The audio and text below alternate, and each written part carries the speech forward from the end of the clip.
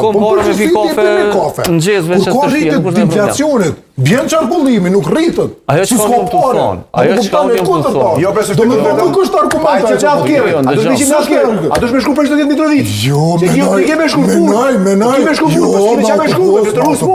Kime mushna, e qmire i rritëm, ma shumë vjenje stoksave.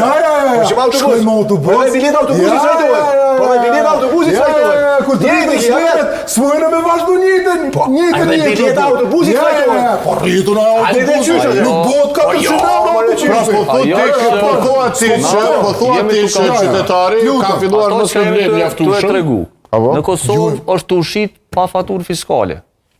Dhe to po shumë krejt. Dhe bizneset janë të toleru hala me operu në këtë formë. Po se ka pas një problem me fiskalizimin, jo, ka pas ndryshimet ligjit, të cilat janë të mira. Ligji është ndryshuar në momentin kur nxjerrësh 2 herë, 3 herë, penalizimet janë më të mëdha deri në falimentim të biznesit. Mirë, po niveli i informalitetit vazhdon me kon haloj nalt në vendin. Po, do të punë. Arsyeja pse kjo neve na ndodh.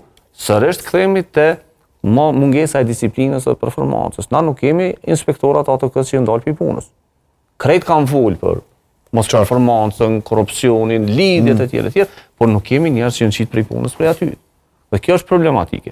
Njëqysh nuk kemi njerëz që janë qit prej punës prej policisë për shkak të lidhjeve të tyre, mungesës performancës edhe elementeve të tjera. Ne mujmë me fol sa dojmë, po gjithmonë si shoqni kena me hec përpara, sepse në rast se kemi hapa mrapa, mund kena me pas probleme. Po ana e zgjidhjeve byron nesër çdo probleme. Definitivisht jo. Se në rast nuk kemi hetim proaktiv të korrupsionit. Në asnjë vend të botës, korrupsioni nuk është mri më u dokumentuar